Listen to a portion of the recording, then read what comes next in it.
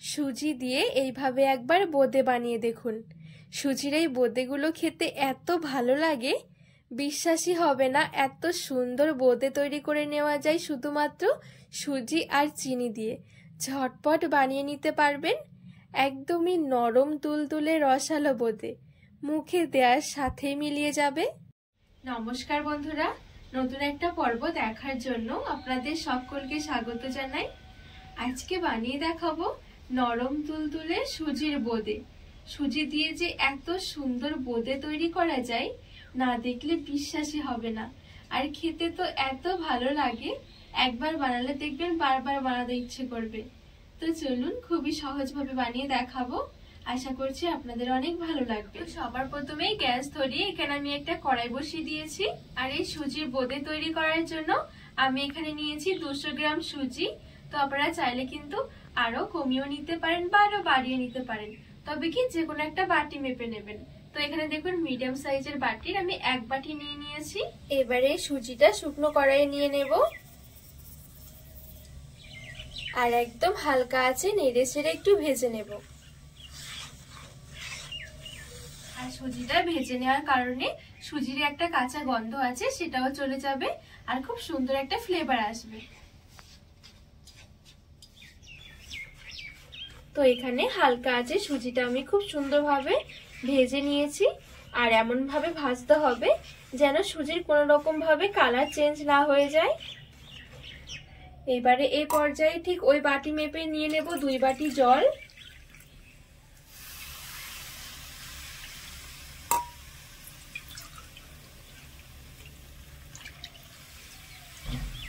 গ্যাসের আঁচটা একদম হালকা রেখে নেড়েচেড়ে মিশিয়ে নেব। আর একদম সামান্য একটু নিয়েছি লবণ।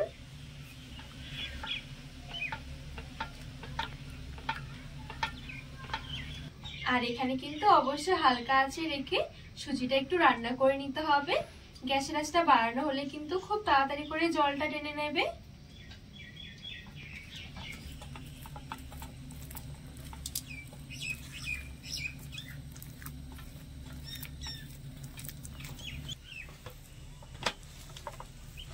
আর এখানে নাড়াচাড়া করতে করতে দেখবেন এরকম আঠালো হয়ে আসবে আর একটা ডোয়ের মতন হয়ে যাবে।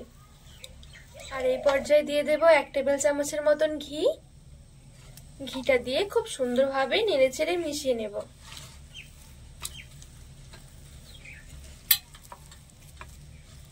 তো এখানে ঘিটা দিয়ে খুব সুন্দরভাবে নেড়েচেড়ে আমি মিশিয়ে নিয়েছি। আর এখন দেখুন খুব সুন্দর কিন্তু একদম একটা মসৃণ ডো হয়ে গেছে। এবারে এই ডোটা নামিয়ে নেব।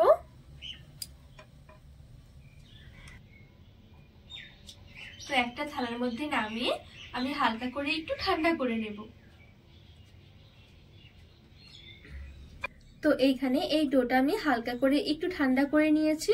খুব বেশি একেবারে ঠান্ডা নয়, হালকা কুসুম গরম থাকতে থাকতে কিন্তু একটু ডোটা মেখে নিতে হবে। তো এবার আমি একটু ভালো করে মসৃণ করে আরেকটু মেখে নেব। আর এই মাখার কারণে সুজির যে একটা দানা দানা ভাব আছে সেটা কিন্তু একদমই মিলিয়ে যাবে।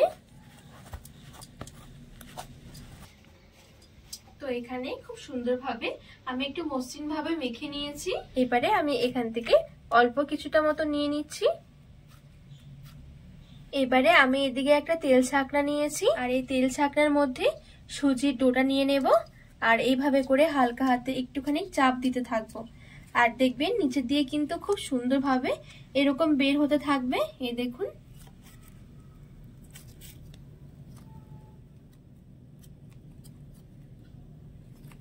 তো এই দেখুন নিচের দিকটা কিন্তু খুব সুন্দরভাবে হালকা হালকা করে বেরিয়ে এসেছে। আমি এখান থেকে একটা একটা করে নিয়ে নিচ্ছি আর হাতের মধ্যে নিয়ে এরকম করে হালকা করে একটু গোল করে নিলে দেখবেন খুব সুন্দর একদম বুন্দি হয়ে যাবে। আর এই দেখুন কতটা সুন্দর লাগছে। আর এইভাবে করে করলে কি সবগুলো বুন্দি একই রকমের হবে। হালকা করে একটু ঘুরিয়ে নিলে দেখবেন খুব সুন্দরভাবে রেডি হয়ে যাবে।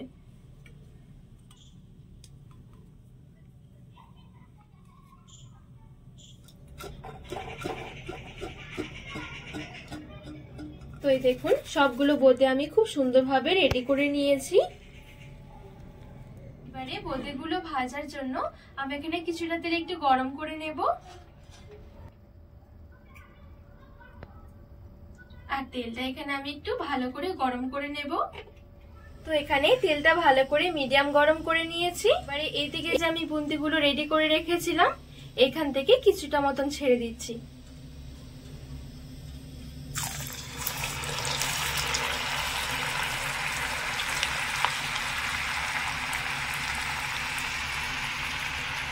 এইবারে গ্যাসের আঁচটা মিডিয়াম রেখে নেড়ে চেড়ে একটু ভেজে নেব।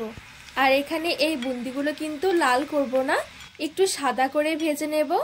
কিছুক্ষণের মধ্যেই দেখবেন খুব সুন্দরভাবে ভাজা হয়ে যাবে। ভাজা হয়ে গেলে আমি একটু তেল ঝরিয়ে তুলে নেব। এই দেখুন ঠিক এরকম কিন্তু আমি সাদা করে রেখেছি।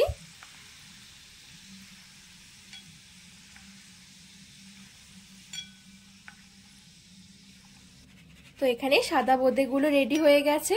এবারে একটা বাটির মধ্যে নিয়ে নেব। এবারে আমি আবারও কিছুটা বুন্দি তেলের মধ্যে ছেড়ে দেব। আর আজকের এই বুন্দিগুলো আমি 3 বারে ভাজবো আর 3টে কালার করে ভাজবো। একটা সাদা, একটা একটু লাল, আর একটা হচ্ছে একটু বেশি করে লাল করব। তো এবারে আমি আবারও কিছুটা মতন ছেড়ে দেব।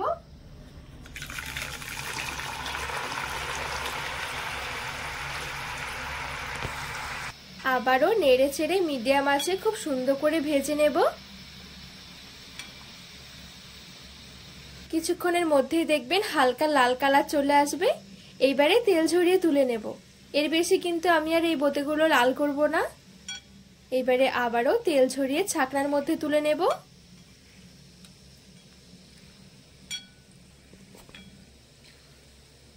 তো এই দেখুন খুব সুন্দরভাবে এখানে এই বোঁদেগুলো ভাজা হয়ে গেছে। এবারে তুলে নিচ্ছি আর বাদবাকি বোঁদেগুলো তেলে ছেড়ে দেব।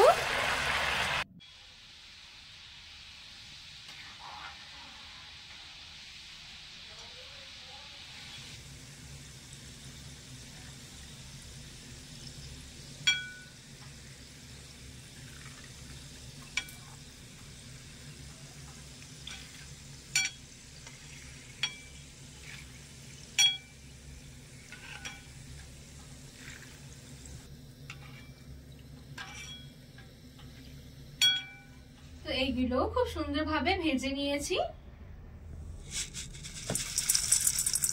তো এই দেখুন এখানে পুরো 3 রকমের আমার বোঁদে রেডি হয়ে গেছে। এই দেখুন কতটা সুন্দর লাগছে দেখতে।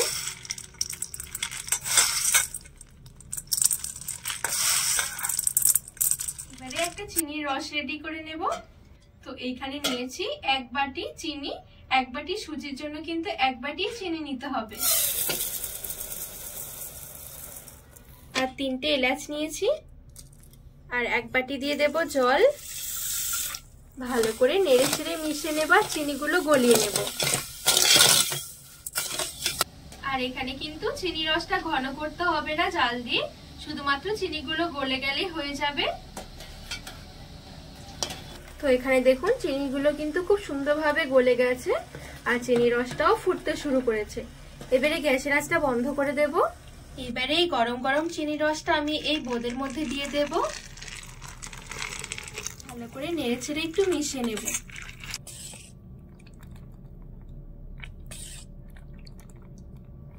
এবারে আমি ঢাকা চাপা দিয়ে রেখে দেব 15 থেকে 20 মিনিটের জন্য।